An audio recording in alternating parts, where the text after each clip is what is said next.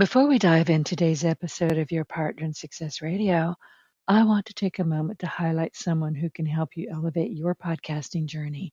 And that person is David L. Brown, the Business Plan Answer Man. If you are pondering whether your podcast is a hobby or if it has the potential to become a thriving business, David offers invaluable insights and guidance. Check out his resources to learn how to strategically transform your passion into profit and figure out if you're a hobby or not. This is important when it starts getting to the point where you're budgeting. So head on over to businessplananswerman.com and download your free copy of Create a Business Plan that works for you.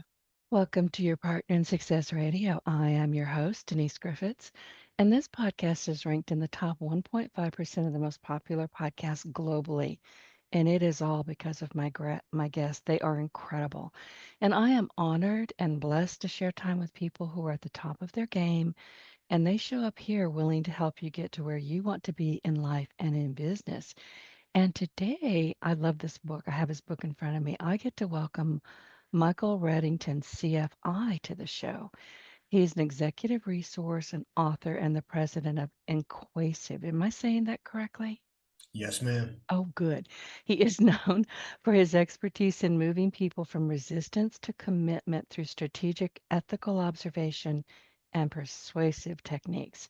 And Michael's background is quite unique. He began his career in investigations while completing his business degree, which led him to become fascinated with understanding why people choose to share sensitive information in challenging circumstances. And I have questions about that. This interest propelled him to earn his certified forensic interview, that's what the CFI stands for, designation, and he's the highest available in his field. Michael, good morning. Welcome to Your Partner in Success Radio, and thank you for sending me your book. I have read it twice, actually.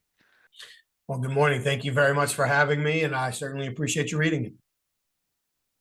I was telling you in the green room, a couple of friends, and you've been on their podcast too. Karen Hurt and David Dye were on my guest last week. And I mentioned your book. They said, "Oh, he's been our guest. You're going to love him. He's been twice." I went, "Uh-oh, here we go." So I warned you just a few minutes ago, you're probably going to be invited back because the book is fascinating. Your story is fascinating, and I don't know that we can do you justice in an hour. So you're warned. I appreciate the heads up, and Karen and David are first-class people, so I'm thrilled that they thought enough to mention it in the book, but they're phenomenal, and I can only imagine how much value your listeners got out of their interview last week. I get to meet the most amazing people from all over the world. And when I tell the audience that you guys become my mentors in so many ways, and I've got 3 bookcases in this office, hundreds of books in here. Yours is going to be on one of these shelves close to my desk. These books stay with me. I read them, I review them, I'm constantly going back to them. I mean, you guys become my mentors in so many ways. So thank you, thank you, thank you. But before we get started, can you tell us a bit about yourself and how you like to show up in the world?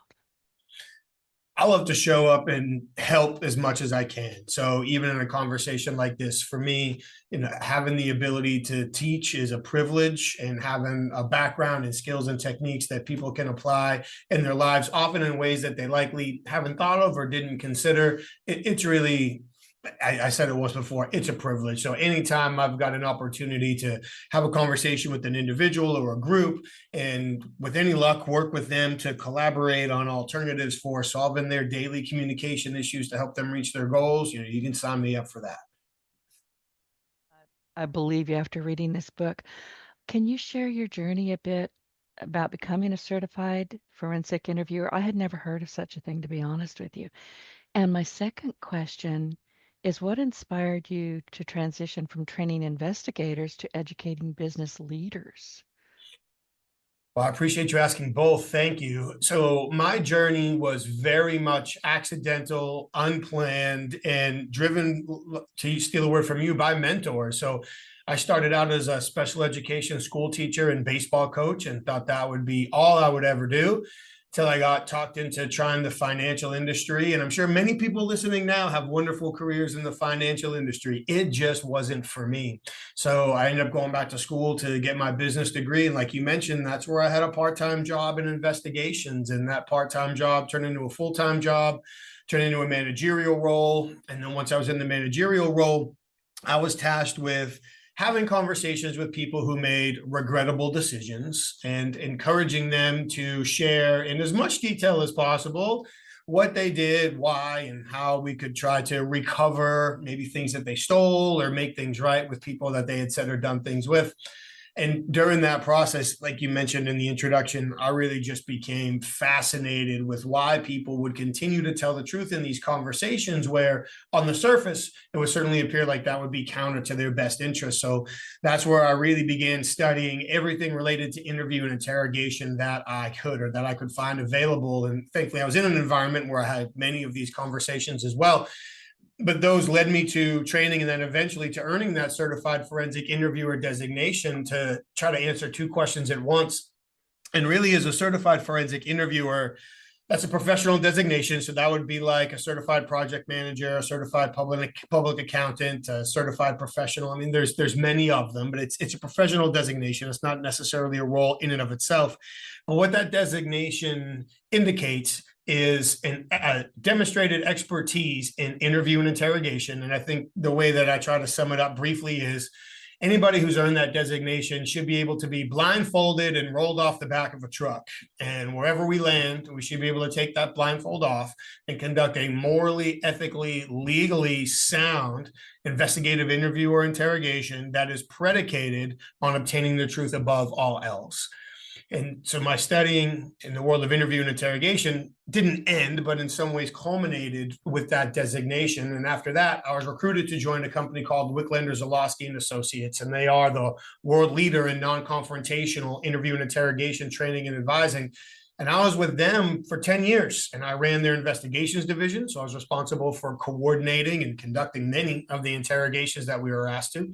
And I also traveled the world teaching these non-confrontational interview and interrogation training training techniques to law enforcement, federal agents, private sector, human resources. That's how I met my wife and beyond. And so for me, I was really immersed at all angles in the process of building unexpected relationships with people under stressful circumstances. So how do you build rapport? How do you establish connections with people who I like to say have made regrettable decisions? I guess there's different ways we can classify those, but who in many ways have no motivation to speak with you, have very little in common with you, again, at least on the surface. And from an investigator standpoint, we might find what they did somewhere between unfortunate and reprehensible, but yet it's still our job to connect with them like a human being in order to uncover the truth. And so as my time continued with WZ teaching interview and interrogation, and here's where the switch comes from teaching investigators to teaching executives, I started spending more time with the CEOs and business leaders who had initially brought me in to work with their investigators. They might ask me to go out to dinner or out to lunch and start asking me questions about negotiation challenges or customer challenges or leadership challenges, other communication challenges that they had in their businesses. And we would workshop solutions based on the exact same strategies that my teammates and I were using in the interrogation room. So the success that we were having in those conversations led me to a point where it's like, well, I'm still having fun in investigations. I still appreciate it. I love the art of it. And to this day, I'm on the board for the International Association of Interviewers. So it's something that I'm very passionate about. But I felt like I saw this opportunity to work with people who were very smart and very successful, but kept running into consistent roadblocks in communication because what they learned in business school or what they had learned from their previous mentors might have worked previously, but when it comes to connecting with people in a way to cause them to share sensitive information under vulnerable circumstances in the face of consequences, which essentially is a confession, that was a far more exciting opportunity for me. So I'm very grateful to still have the relationship with the team at WZ that I do.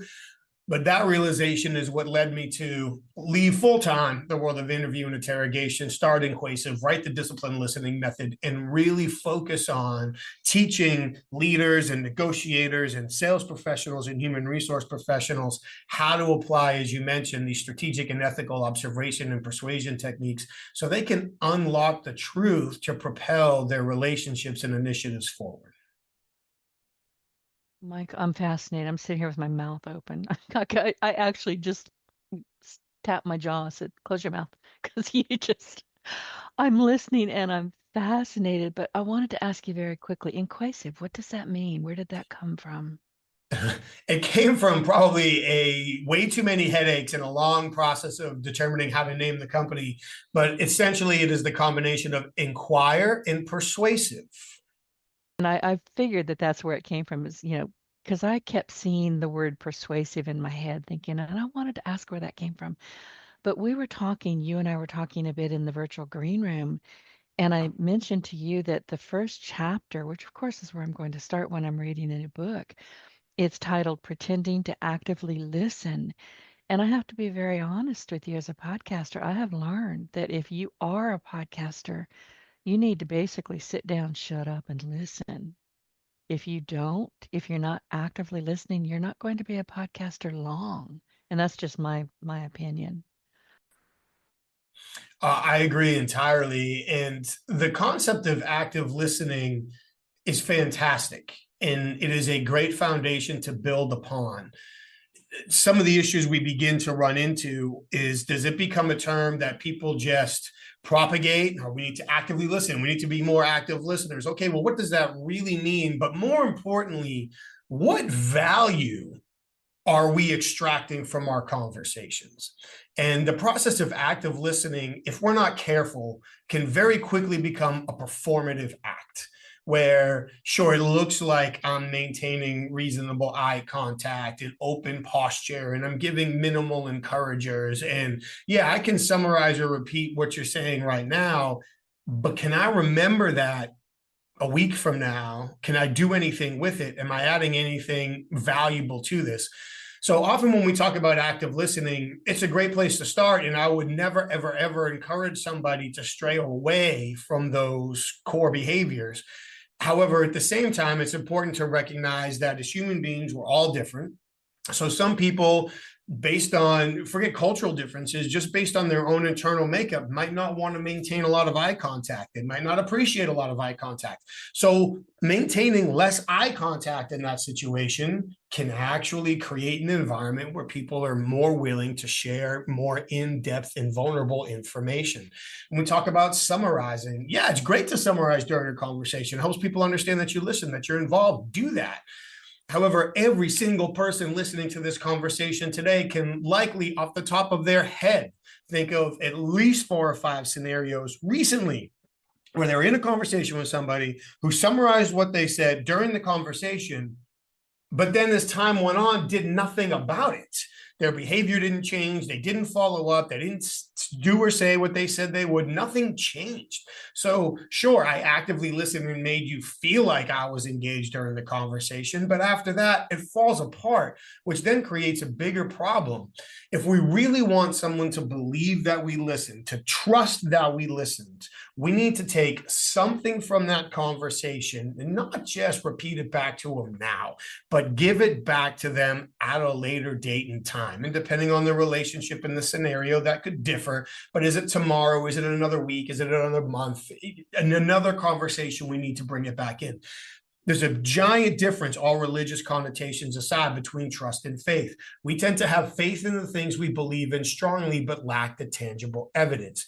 We trust the things and the people that we have supporting evidence for. So if you truly want someone to believe that you've listened to them, yes, what happens in the conversation is important, but we can only cement that trust after the conversation. And when we talk about the disciplined listening method, sure, it's built on the shoulders of active listening. It's important to acknowledge that.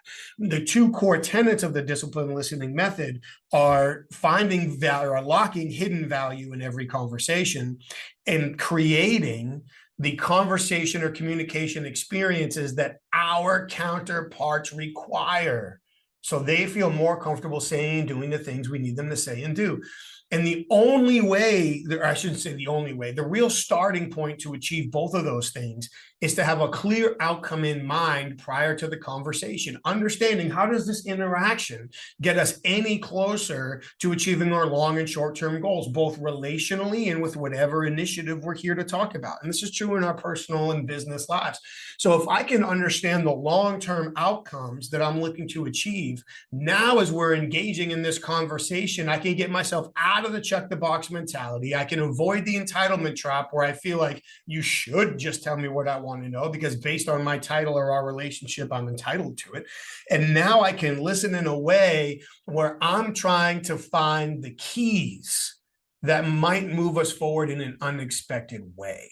And that might be the emotional connotation of the words that you choose. Maybe it's a change in words. Maybe it's the contextual elements of what we're talking about. And I'm able to connect some dots that maybe were escaping us before. We could go on and on with examples. But if we're truly going to listen to somebody, we need to give ourselves a reason to care. If I don't have a reason to care about some combination of the people I'm speaking with and the objectives that we can achieve together, then I'm just not going to listen. The research is clear that our expectations tend to drive our effort and our focus. So the lower our expectations, the less effort and focus I'm going to have. The higher the expectations, the greater the focus and effort I'm going to put into the conversation. So if I can understand the outcomes that we can achieve, I can give myself a reason to care. Once I have a reason to care, I can elevate my expectations. Now that I've elevated my expectations, I can clear my internal monologue. I can focus on the totality of what you're presenting to me in this conversation, and I can begin to tie that to create new ways to achieve these outcomes that I now care about. So when we talk about graduating from active listening, it's not necessarily putting on the performance to let people know that we're listening, which is still important because it is true when people feel like you're listening, they're generally more engaged, but it is creating the opportunity to uncover the hidden value by giving someone the communication experience they need so we can move our relationships and objectives forward. That's what it's about. That makes sense to me. And I have found over time that people really do, and it doesn't matter what they've got to say. Maybe they just murdered an entire family. You don't know. But whatever it is that you're trying to pull out of them, I have found that most people just want to be heard. It can be awful, it can be fun, it can be cute, it can be anything, but they really do want to be heard and in their mind understood. Is that about right? You nailed it. And Okay. the only thing that I would layer on to that is they don't want to feel embarrassed or judged in the process. And that ties right into being understood, which is a very important point that you made. But whether we're talking business, whether we're talking family, whether we're talking criminal, yes, people want to be heard. They want to be understood, but it is paramount that they have the opportunity to save face in the process and that they're not forced to feel judged or embarrassed as they share their information in hopes that they will be heard and understood. So you're completely correct. Sure. Having conversations with somebody who has just done god awful things, but you still have to hear them. You still have to listen to them and try to understand and then I don't know, walk away and go throw up for a while. I don't know how you do it, but it's they need to be heard and you need to understand how and I'm just taking this from your book, how you can move this interrogation or this conversation or whatever it is crafted to be forward in a meaningful way. Yeah, and that's where understanding the outcomes becomes very important. So if we talk about it from an investigative standpoint, for me, anytime that I was brought in to have a conversation with somebody, my number one goal was to get the truth. I was never the final decision maker. So whether it was a human resources executive, whether it was a business owner, whether it was a judge, whether it was a district attorney, there were always going to be layers of people above me who were going to adjudicate the situation. So my job was to get the truth in as much detail as possible so they could go out and find whatever additional evidence necessary based on the truth that I had obtained in order to adjudicate the case in an appropriate way based on the totality of circumstances. So for me, if I was going to go in and have a conversation with somebody who did something to another human being that I found reprehensible, if any of that emotion leaked out from me, comes across as judgmental, forces somebody to get defensive, maybe they feel embarrassed, now my ability to get the truth diminishes quickly. That's on the investigative side. But if we take this now into a more everyday application for our listeners, let's say that you're a leader in your business at any level, and you have somebody who works for you that you feel like hasn't shared information or has critical information that would help you make a better decision. Maybe they've fallen behind on a project, or they didn't do something they said they would, whatever it is. In those scenarios, the first thing to keep in mind is that regardless of what your title, it doesn't matter what your title is. If somebody else has information and we need it, we are not in control of this conversation. The other person is, because they are going to decide what information it's acceptable to share and under what circumstances it's acceptable to share it. So now as I go into that conversation as a business leader, I've got to think about my outcome. Okay, what are the outcomes that are really important here? If I get emotionally locked in on, I need this person to tell me what they know, what they did, what they didn't do right now, I need to know it, I might as well pour a bunch of gasoline on the floor and start striking matches. I'm probably going to make this much more difficult than it needs to be. But now if I can go in and say, okay, yeah, there's a disconnect here. Something hasn't been done. There's information that I need. There's problems that need to be solved. Okay, cool. What are the outcomes? Well, depending on the scenario, the outcomes could be creating a long-term, strong customer relationship. The outcome could be developing a leader within the organization that can become a problem solver based on this conversation and teach other people. A longer-term outcome could be using this conversation to develop the relationship necessary to ensure that information gets to us quicker in the future so we don't have to go through this again. We can go on and on. But now that we have these long-term goals in mind, we can disconnect from our emotions a little bit. We can focus on what we need to do to achieve these long-term goals. And now we can enter into the conversation in a way where we're helping people feel less embarrassed, less judged, and to use another word, more empowered to tell us the truth because they're not afraid of consequences. They're more focused on the result we can achieve together.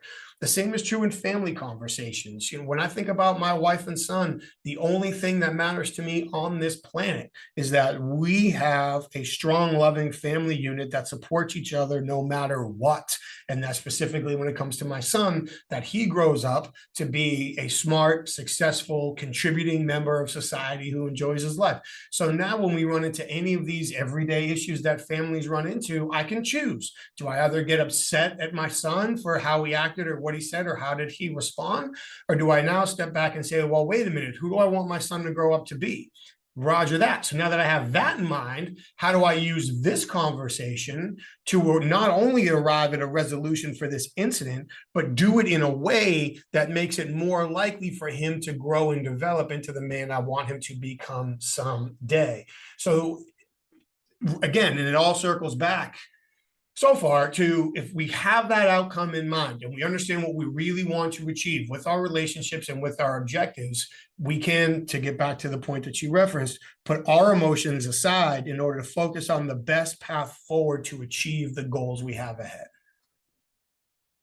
And I was fascinated by, and I'm in chapter 3, and I'm back to listening because listening is important. Common listening mistakes.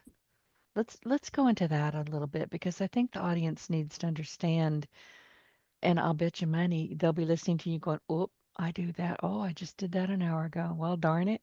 So go. I mean, we could probably do over an hour just on these alone. I appreciate you asking. We can quickly touch on some of the obvious ones, like being distracted. Okay, cool. What does that mean? Well, in today's world, it means all kinds of things. So if I have my phone in my pocket and I keep it on vibrate because I don't want the ring to be distracted, well, as soon as it vibrates in my pocket, I'm mentally distracted, wondering who that message was from, what it's about. Having a computer up in front of me, all of these things. Even if we're meeting somebody in public, depending on the conversation, I need to try to choose who is facing towards where the majority of distractions will come. If I need somebody to really focus on me, well, then I'm probably going to face where more of the distractions are. But if I need to really focus on the other person, maybe I'll switch it around.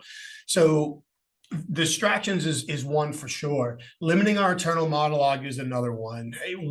Our brains are not equipped to multitask. We just aren't. So it's why we're not supposed to text and drive and all these other things. So the more things I'm trying to do simultaneously with my brain, the less successful I'm going to be at all of them. It's especially true with my brain. So if I'm having a conversation with myself, I'm not going to hear, I'm not going to pick up on many of the things that you are communicating. But what's worse is our brains love to fill in the blanks based on assumptions and expectations. So while I'm missing probably pretty large gaps in the totality of your communication, my brain is filling them in. So I'm tricking myself into feeling like I'm capturing it all when I haven't. So one of the big evolutions we can make right away is limit how much we're talking to ourselves during our high value conversations. One way we can do that is just through preparation. I truly believe that success in many conversation contexts comes down to how well we manage the variables. So the more variables we have under control, the less we have to think about, the more focused we can be. So the more I can be prepared with what are the questions I want to ask, what are the illustrations I want to make, what's the order in which I want to do that, what are my goals, how am I going to respond to someone's likely challenges, questions, whatever it may be. Now that's less for me to think about. That's less for me to talk to myself about. The other thing, at least for time for this conversation, is pay attention to our emotional shifts. Because when our emotions shift during a conversation, in order for us to realize that, we have to be talking to ourselves. So if you and I are having a conversation and something you say upsets me, to use a broad term, what you said didn't upset me. My interpretation of what you said in the context of the current situation is what upset me. So I need to, as I feel my emotions start to shift, I need to realize that my emotions are shifting because of something I told myself. And now the emotion is continuing to grow based on what I'm continuing to tell myself. So as we feel, our emotions start to shift. That's another great indicator to quiet our internal monologue and focus on who's in front of us, the conversation that we're having. Another one that comes up a lot is focusing on time over quality. And I understand that in today's world, we all have 9 1-hour meetings scheduled for an 8-hour day, and we're running from one thing to the next. And let's make two things clear right now. Efficiency is the arch enemy of great communication, and time is the enemy of empathy. So in a communication context, if we are focusing on efficiency and we are focusing on saving time, that means we are deprioritizing relationships, outcomes, and the value we can create. That doesn't mean that there aren't time limitations. We certainly understand that. I wouldn't ask people in most contexts to spend more time in their conversations. What I would beg them to do is to make that time feel slower. Because if we make the conversation feel slower, where it can be more trustworthy, people feel less defensive, they're not trying to figure out where we're going. If we're trying to put one over their head, trying to take advantage of them. So by slowing things down, we're able to make people more comfortable. So those are a couple right out of the gate. The general distractions conversation, limiting our internal monologue, prioritizing outcomes and value over time in efficiency. Those will be some big ones. And I guess the last one that we'll talk about for now is, as we're listening, not allowing somebody, I guess we'll do two. One's going to be a repeat, but not allowing somebody the opportunity to save face. We often think about allowing people to save face with how we talk, but it's also important to allow people to save face with how we listen. We can demonstrate being judgmental without necessarily realizing it, either with our facial expressions or with our body language, turning away from somebody, leaning back from somebody, shaking our head at somebody, putting our hand up, our finger in somebody's face, all of those things. So listening in a way that is not emblematic of judgment would be one. And you've got to have outcomes in mind. The one that I'll wrap up with is, I'll do it this way. Often for my former teammates and I, when we got called into investigations, it was in scenarios where our client had multiple suspects, no evidence, everybody had already been interrogated, nobody confessed, and now we're brought in a couple of weeks or months later. So our job is to listen to everybody try to capture as much detail as we can and essentially build the puzzle as the pieces land on the table in front of us. So we're collecting puzzle pieces without knowing what the final picture will look like. The only way we can give those puzzle pieces value, we can turn them from random pieces into a cohesive picture, is if we understand the outcomes we're looking to achieve. So if we go into a conversation void of an outcome, not allowing people to save face, talking to ourselves, prioritizing time or efficiency over value in relationships, and if we allow ourselves to become distracted, rest assured, the relationship will likely fall apart. What I don't even know where to. I've got so many questions. My brain is just going zit zit. It's kind of crazy in there right now. Can you provide some examples of how your forensic interviewing techniques can be applied in business communication rather than, as you said, interviewing criminals, I guess? But business is it different? I mean, are these two different skills or do they kind of cross? I'm going to not even pretend that I'm not biased. Coming from the investigations background, clearly I'm Right. biased in this area, but I would argue that they're not different at all. Reading Essentially, this book, I'm thinking, I bet you there's not a whole heck of a lot of difference, whether it's business or whether it's investigations or whatever it is. It has to be, they have to kind of march together, was what I took away from the book. I appreciate that. And as the author, I agree. Um, if you were to put business conversations and investigative interviews on a Venn diagram, you'd have kind of an oddly shaped circle because they would almost entirely overlap each other. So first, I think it's important to think about, what does it mean to have an investigative mindset? And when we have an investigative mindset, really what we're looking to do is we're looking to solve a problem. And that problem solving approach is driven by curiosity, empathy, and situational awareness. And now, if you apply that same framework to a business conversation, it can go in any direction, but I think typically we tend to focus on the leader's perspective. From a leader, if I look at myself as today in this conversation, my job is to solve a series of problems.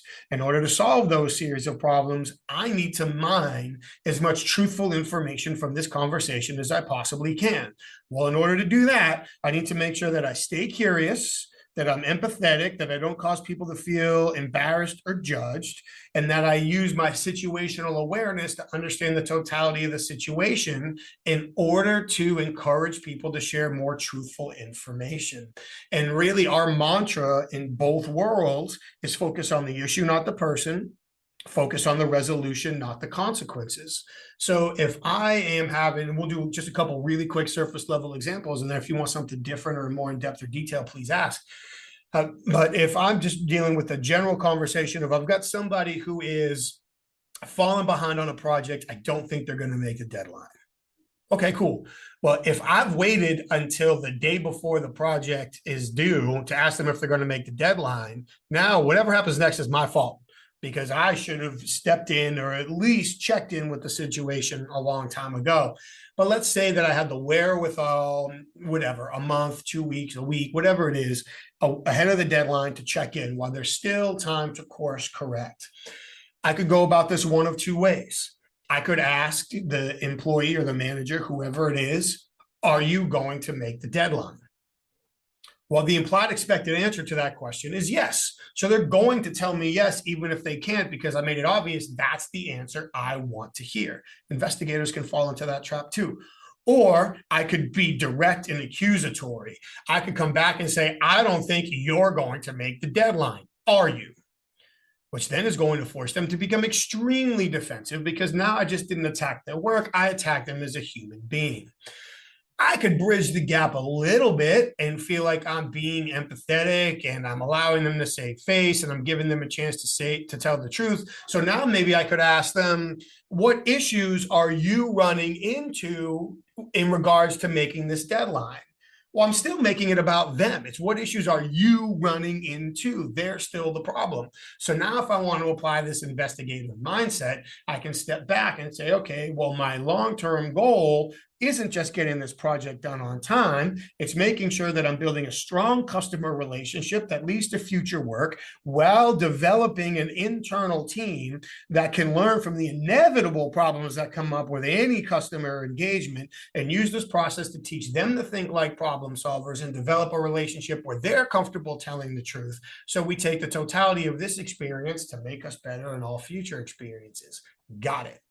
So now I know I'm going to sit down and I'm going to have a conversation with somebody. One of our themes that we will use is a technique called illustrate before you investigate, where I'm going to illustrate my understanding of the situation to help somebody save face and align their self-image with answering the question before I even ask it. So to apply all of that into business context, now I could sit down and say, Denise, I know that we're all juggling different projects that are at different stages for different customers, and many of them overlap. And one of the things that, whether we realize it or not, that we signed up for when it comes to taking care of customers, they get to change the rules of the game, but we don't get to change the deadline. So I'm curious, what are the top 3 obstacles that could add the most difficulty to achieving the deadline that the customer expects? So now what I've done is I've used that exact investigator's mindset and technique to align someone's self-image, help them save face, make it about the issues, not them, and essentially compel them to tell the truth, because now they don't feel like they need to defend themselves. Ask you about overcoming resistance, because that's what I was hearing you describe. I mean, if somebody approaches you with either one of those 2 scenarios, I mean, my hackles went up just listening to it. So if mine did, everybody else did too, like, ooh, been there, done that. Oh, Yeah. but there's so many and I like what you just said. Illustrate before you investigate. Is that what you said? That's what I Yes, was ma'am. scribbling down. So Yes. I try to make a lot of notes, because I'm always going to have questions for this time, next time, later on. You never know. I'm always going to have questions. But what I wanted to do too was, and we're talking about, the situationally aware observer, chapter 5. We haven't quite gotten there, but that's where I was going, and you got there a little bit before me.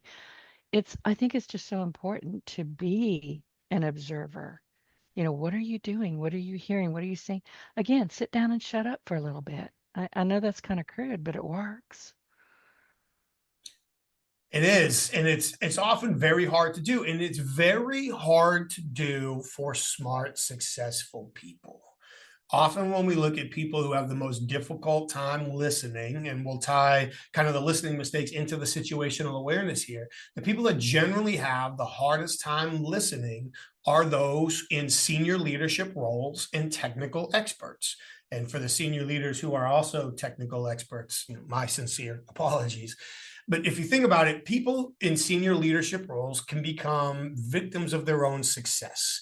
They're well educated, formally or informally. They've made lots of decisions. They have been promoted. They've earned titles. They've earned money. They've earned the respect that comes with that. People come to them to solve problems. And honestly, many of them have gotten to where they are because when the chips are on the table, they bet on themselves. That's all good. And it also does not motivate people to listen and learn from others. The flip side to that, and this is true with the technical experts as well, is for the very smart, successful people and for the technical experts, it can be harder to communicate at the level that other people need, because sometimes we lack patience. Sometimes what seems like common sense to us, we might skip over because we don't think the details are important, but it's really important to somebody else. Sometimes we're bouncing back and forth between topics that we see related and other people don't. And that's where the situational awareness really comes into play. Great communicators, the best communicators, prioritize their counterpart's experience. If I want someone to say or do something, my default communication approach could quite likely be the wrong way to go. If the goal is more important than me being comfortable, then it's important that I step back and start thinking, okay, based on the goals I need to achieve, who I need to achieve them with, and the context of the situation, Where's the best place to have this conversation? When is the best place to have this conversation? Who should be involved? Should I lead it? Should somebody else? What should the topics be? The questions be? The examples be? Should it be one conversation or more? All of these things start to come into play because now we're prioritizing the goal above all else, the outcome in the relationship above all else. Once we do that, then we can work backwards and take all of these other things into effect. So we're not leaving a meeting thinking, well, I guess I shouldn't have said that in front of the whole room. I guess asking them to give me that information today was never going to work. Well, yeah, in retrospect, it's not. But with just a little bit of preparation, we can start to take these issues off the table because you used the word resistance earlier. We can generally assume that more often than not, people are more motivated to withhold information than they are to share it. Because anytime they share information, they open themselves up to potential consequences. And those consequences don't necessarily have to be going to jail or losing your job. It could be getting embarrassed. It could be having to do extra work, working with somebody you don't want to, not working with somebody that you do want to, not getting a promotion. There's a wide range of consequences that we typically don't think about. So you raise a great point there. I have to tell you, I'm on page 101, the situationally aware observer chapters. And this is really one of my, I've got a pink sticky note on it. It's one of my favorite parts of the book. It says, sense all, question all. And it's the couple chapters, not a couple chapters, a couple paragraphs. And I would recommend that anybody listening who has this book go to 101, sense all, question all. And at the end of it, it says disciplined listeners are forced to maintain a learning mentality while seeking out the hidden value of their conversations. And I think that's so important. I appreciate you sharing it. Thank you. And I truly believe, and I'm sure many other people share the sentiment, that if you're not learning, you're not listening. And all too often, we could Google I guess the cool kids, chat GPT, whatever we're doing now, the top reasons why people listen. It'll come up with all kinds of great answers like building relationships and getting outside perspectives. But if we really stop and think about it, how often are we listening to validate what we already think or believe? How often are we listening for an opportunity to speak or defend or convince? Now, how often are we listening for a chance just to come back with whatever we had prepared? Or if we're being painfully honest, how often do we listen for the first indication that we don't have to listen anymore? We're all guilty of that. I certainly have We been. do. I would, and now I'm going, oh yeah, I did that the other day. So yeah, you're right. We all do. We check out, we get a little bit bored. It's like, oh, I already know this. Oh, I've heard this half a dozen times. But then you have to check back in and you don't know what you might have missed. There might have been something really important in there. You're right. And I felt a little bit vindicated earlier this year when I had a conversation with Graham Bodie, who said that in their research, they found that even the best listeners tend to zone out about 25% of the time during conversations. So I had a little bit of a sigh of relief there. So we're all going to zone out from time to time. That's okay. But as we go into our conversations, are we motivating ourselves to zone out? Are we motivating ourselves to stay focused? That's the important thing. So if I go into a conversation, for a lot of you talked about applying the investigative mentality to business. For me, when I used to take investigations, especially under the circumstances we said before, I would have to go in with the learning mentality. If everybody already knew what happened, they would have solved this case before they called us. So I need to learn something that the other investigators didn't. That will allow me to solve this case. Now, when I go into business meetings, oftentimes I will write, what did I learn at the top of my note page? So that way I'm constantly facing that reminder that I need to be listening to learn. Because if I'm listening to learn, it's going to force me to stay engaged. It's going to force me to try to uncover that hidden value. It's going to force me to keep my emotions in check and make it harder for me to zone out. So I won't kill that puzzle building analogy from earlier, but it's the same thing. I've got to collect those pieces and let the picture begin to emerge over time. Because I take notes, I mentioned that. And sometimes I have two or three different, pages of notes. And I just wrote down what did I learn, and then I put a big arrow towards the top. So now I know what to do going forward. So thank you for that lesson. But you talked about Chat GPT, and I happen to like perplexity.ai, but future trends. In your opinion, what are the emerging trends in communication that business leaders should be aware of, and where should they be cautious? It's too easy to say, oh, chat, do this for me. Okay, thanks. And then off you go. You haven't learned a darn thing. Yeah, and for me, and again, I'm very biased, and I want to be clear on my biases right up front as people listen to the answer. But I do think that as we continue to prioritize speed and efficiency, whether we realize it or not, we're deprioritizing, if that's proper English, value in relationships and unexpected opportunities. So if I rely on AI to tell me how to talk to people, AI is going to go into whatever database it has. It's going to pull out whatever it thinks is good and it's going to give it back to me. And sure, I'm sure there's a subset of society that will work with, but there's going to be a large portion of society that won't resonate with. So certainly we all are learning to embrace AI for many different functions, and communication being one of them. And I wouldn't coach people to stay completely away from it, because eventually we'll get left behind.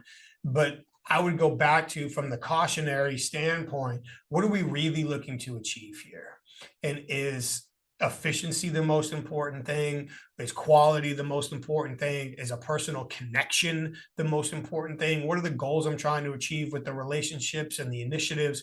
So I guess my biggest caution would be not falling prey completely to efficiency, and staying aware that, at least for the foreseeable future, I guess at some point the robots might take over, but at least for the foreseeable future, we're going to need to connect with other human beings in order to achieve the outcomes that we're looking to achieve personally and professionally.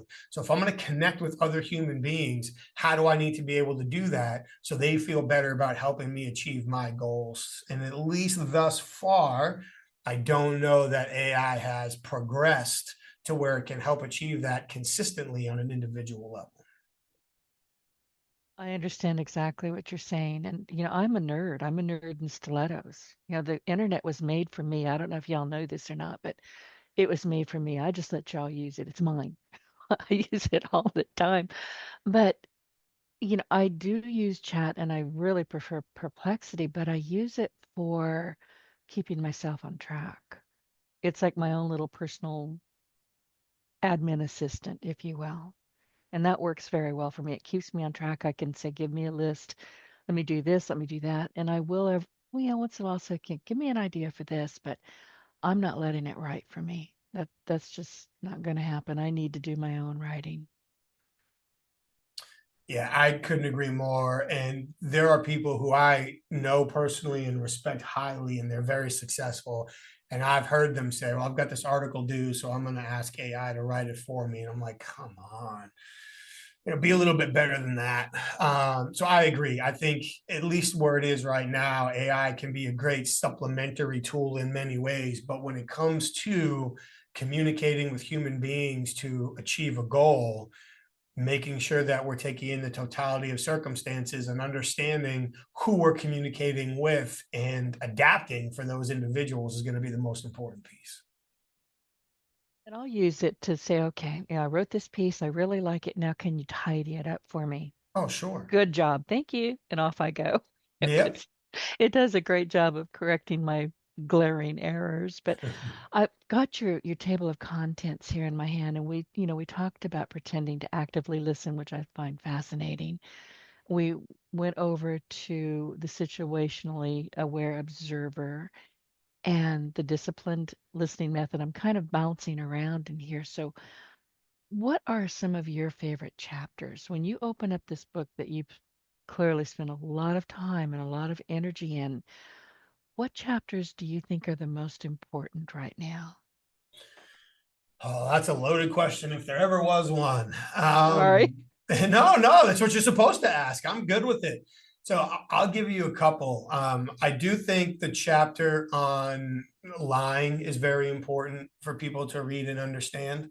I think that I'm not going to ever tell anybody what their moral code should be or what their ethics code could be. But when we really drill down and start to understand how, why, and when people lie, we can do a much better job capitalizing on that as opposed to responding emotionally. So I think that could be a very important chapter. You already called out the situational awareness chapter. And again, I'm biased, but I feel like that one is pretty important because situational awareness is often taught in a physical safety and security context, but it's very hard for me to find areas where it's taught in the communications context and really communicating to achieve a goal within the totality of the circumstances. A lot of people haven't traditionally been taught to think and communicate that way. So I feel like that one's very important. The two really anchor chapters are actually in the middle of the book, and that is understanding the 7 stages of contentious conversations and then the 7 core behaviors of the disciplined listening method. Those two, I mean, there's obviously research layered throughout the book, but those 2 chapters were specifically predicated on research projects that we participated in. And I feel like they're very important because for the first chapter, understanding the 7 stages of contentious conversations, it's very hard to connect with people. It's very hard to understand them, to empathize, to influence them if we don't understand where they are and why during the conversation. And if we don't understand the greater context of how they arrive there, whether that's our fault or not, then we can't use it to our advantage. We can't adapt to those contextual elements. So I do feel like that chapter is core and very important. And then with the core behaviors, the discipline listening method itself, with that chapter, we really set out to answer a question, and for me, an important one. There are people who consistently go into conversations with the entire deck of cards stacked against them, no reasonable expectation of success, but yet they consistently achieve success in those conversations. How do they do it? And so we narrowed it down to those 7 core behaviors that if people consistently apply those behaviors in their high value conversations, they will achieve more, they will learn more, they'll build stronger relations through them. And then you talked about the situationally aware observer, observing like an interrogator, kind of builds off of that as well. And then at the end of the book, when you start getting into enhancing how we ask questions, I believe a lot of times people don't necessarily put a lot of thought into the questions that they ask. It's, well, here's what I want to know, so I'm going to ask for it. When we really create our questions based on what we believe other people need to experience so they'll feel comfortable answering honestly, once again, that's a really critical key to unlocking the truth in all of our business and personal conversations. So I think I didn't just list every single chapter in the book, so I probably technically answered your question, but those would be some of the ones that I feel like people could likely get the most from. Well, and this is going to be my question, and I just made some notes. When you come back in the new year, can we talk about those 2 chapters because they are critical? Absolutely. I'm happy to talk about anything and everything. I Okay. appreciate you inviting me back, and I'd love to dive. Oh, my pleasure. Listen, I have really enjoyed this book. I read everything. I'll read the back of a cereal box. I mean, I was reading at 3 and I'll never stop reading. But when these books land here, they're such a gift. They really are. And thank you for getting that to me. But I wanted to ask you very, very quickly, and I know we're running out of time. You get what you asked for. We kind of talked about that. But is there anything in your history with business and with interrogations that you think people should really know that they could understand quickly and easily and go, huh, I need to hear more from this guy. Where can I find his book? Where can I find him? Well, I appreciate you asking. And the tough part with that is answering quickly. I think when it comes to business experience, and I guess the first, to give a more strategic example that comes to mind is I was negotiating a deal on behalf of a client, and very long story short, they told me it was a $500,000 deal, take it or leave it. If they got more than that, they would take it. If 1 penny less, they were going to leave the deal on the table. So my job was to go out and find that kind of money. And so, again, very long story short, I was able to build 2 different relationships that got 2 offers that started well below their threshold to getting reasonably above where they wanted. So I knew we were going to be successful. And at that point, really was more comfortable with the buyer who didn't have the highest offer. But I needed to get him to bridge the gap to be a little bit closer to the highest offer. I didn't need him to match it, but I needed him to get close. And so over time, I had built a relationship and developed rapport through transparency and honesty and validating, listening, and all of the things that we've been talking about today and more. But when it got to the point where he had offered to come up. I think it was to 508,000. I told him I needed him to be at 515, and if he got to 515, we had a deal. And as we were going back and forth, he told me. He asked me if I would accept the 508. I said no, and he came back. I'm assuming with what he thought was a powerful line and said, "You're going to let $7,000 come between us." And my answer to him was no. Now, this was a couple of years ago. So, for those of you who are mathematicians, if you check my math on this and find out I'm wrong, I'm probably wrong on the specific numbers at this point. But I'd done the math at the time and I said, I'm not going to let 7 grand come between us. I'm going to let 27 grand come between us. And he made a face. He's like, well, what are you talking about? I said, well, you have to understand that my clients are looking at this as an investment. So it's not $7,000. It's what that $7,000 can become at an expected rate of interest over the next, whatever it was, 15, 20 years.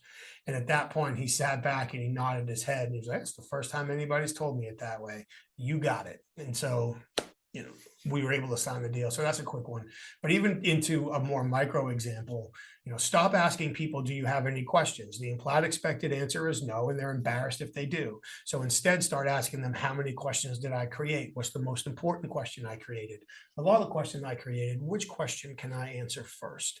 That's just a very everyday example where if we rephrase how we ask a question, we don't make them the focus of the question. We make resolving the issue the focus of the question. We make it much easier for people to answer honestly. So they can find the book. I appreciate you asking at Amazon and Barnes and Noble. DisciplinedListening.com is the website for the book where they can dive in, read reviews like yours, sample a few initial chapters and learn more there. If they're interested in more about me, michaelreddington.com, InQuasive.com is the company's website, social media. I'm on LinkedIn at Michael Reddington CFI. So I'd be very happy to connect with people, answer any questions that they have, and certainly talk about how to apply these techniques and perspectives in their world. Thank you for asking. Michael, I was scribbling like crazy. I had to move a cat out of the way, but your last little final thought there was rephrasing the questions. I had never thought of that. And I'm constantly asking questions when I'm talking with a potential web client or somebody who maybe wants me to mentor them for their podcasting. I'm always saying, well, is there, anything else I can share with you? But I have never phrased it the way you just did. And that was just brilliant. I appreciate it. Thank you. And even with that question, is there anything else I can share with you? You're asking that from a very genuine place because you want to help somebody. And maybe depending on the relationship and the person in front of you, they might come right out and say, yes, please. So I wouldn't say there's anything wrong with that question at all. If we're going to default to the assumption that people might be a little bit more motivated to withhold information or questions because they don't want to embarrass themselves, now I can go back to that illustrate before you investigate principle. And I can say, well, I really appreciate you sharing your time with me today. I've really enjoyed the conversation. Often I find that after the conversation, the first 2 or 3 questions people reach out to me saying they wish they had asked are question 1, question 2, question 3. So knowing that there's no way I could have possibly answered your questions in one session, I'm curious, Right. how many additional questions can I answer today before we go? I am so copying that. I'm relocating it. It's, Please, please. and you're getting credit for it. Well, Michael, thank you for sharing your journey and your insights with us. The book is fabulous, and I really hope people will go and buy it. So before we close, is there anything else that you'd like to share with the audience? You shared where they could find you, but any kind of last thoughts? I appreciate you asking. Of course, thank you for having me on and thank you for reading the book. I appreciate your compliments and clearly tying in what you read into the conversation. Thank you for that. I think the final thought I'll share is just in high value conversations, business, personal, doesn't make a difference. Allow the conversation to come to you. Don't chase it. Allow the conversation to come to you. Focus on the outcomes, help people save face, and then enjoy the rewards. We'll listen to our audience in this episode with Michael Reddington, CFI. We explored how his disciplined listening method transforms business communication. And it's seriously, listen to it, read the book. And drawing from his forensic interviewing background, he shared insights on moving people from resistance to commitment through ethical observation and persuasion techniques. And we talk a lot about marketing and sales on this podcast. Persuasion is the most important word you're going to hear from all of this. persuasion. It's critical. And he emphasized the importance of vision and influence on both leadership and interrogation, highlighting how these skills can unlock hidden value in everyday conversations. And Michael's approach offers practical strategies for enhancing, I can't talk, listening skills, fostering open dialogue, and improving outcomes in various professional settings.